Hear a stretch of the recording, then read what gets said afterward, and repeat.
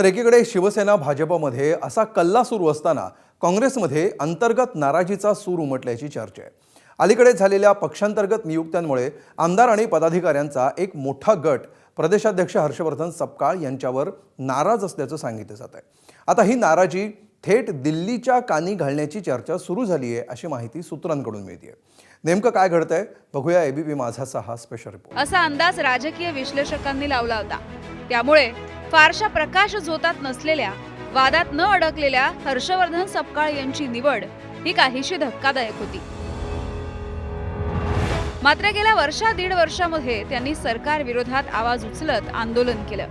आपल्या परीने प्रदेश काँग्रेसचा कारभार पुढे नेत संघटनेला आकार देण्याचा प्रयत्न केला। मात्र त्यांनी काही दिवसांपूर्वी संघटन सृजन अभियान राबवायला सुरुवात केली आणि पक्षात बिनसलं। या अभियानाच्या अंतर्गत त्यांनी नेमलेल्या जिल्हा आणि शहर अध्यक्षांमुळे पक्षामध्ये नाराजी असल्याचं बोललं जात आहे। काँग्रेसचे 5 आमदार आणि अनेक पदाधिकारी हे प्रदेशाध्यक्ष हर्षवर्धन सपकाळ यांच्यावर नाराज असल्याची माहिती आहे।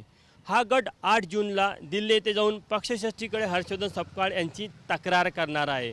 यात मल्लिकार्जुन खरगे, राहुल गांधी व के.सी. वेणुगोपाल यांची भेट घेऊन ते हर्षवर्धन सपकाळ यांना पदावरून हटवण्याची मागणी करणार असल्याची राजकीय वर्तुळात चर्चा आहे। हर्षवर्धन सपकाळांचा वैयक्तिक प्रोफाईल जर बघितला तर तो खूपच चांगला आहे। सरपंचपासून आमदारपासून जिल्हा परिषद अध्यक्षापासून नॅशनल सेक्रेटरी आणि प्रदेशाध्यक्ष, पण ती छाप ज्याला म्हणतो आपण, आज ते राहुल गांधींचे निकटवर्ती समजले जातात।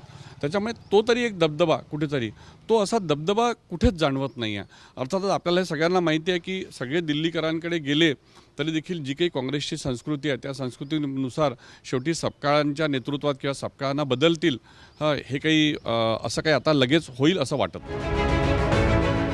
या घडामोडींवरती काँग्रेसचे माजी प्रदेशाध्यक्ष नाना पटोले यांनी मात्र सावध प्रतिक्रिया दिली आहे। या सगळ्या घडामोडीवर काही कार्यकर्त्यांचे फोन येतात, तर मी त्यांना सगळ्यांना सांगतो की वेळेप्रमाणे सगळ्या गोष्टी चांगल्या होतात, पक्षाचं काम करा असं मी सगळ्यांना सांगत राहतो।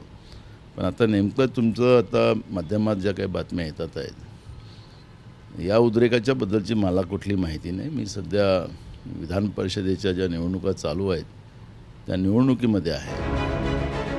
आपल्यालाही काही कार्यकर्त्यांचे फोन येत असल्याचं पटोले सांगत असले तरी स्वतः सपकाळ यांनी मात्र या चर्चा म्हणजे केवळ अफवा असल्याचा दावा केलाय। अशा प्रकारच्या अफवा ज्या आहेत या सातत्याने पसरवण्याचा प्रयत्न होत असतो। 1-1.5 वर्ष या पसरवल्या गेल्या नाही, त्याबद्दल मी विविध माध्यमांचे आभार व्यक्त करतो। मला पक्ष जिथपर्यंत ही जबाबदारी देईल तिथपर्यंत मी इमानतदारी करेल, एवढंच या निमित्तानं सांगतो।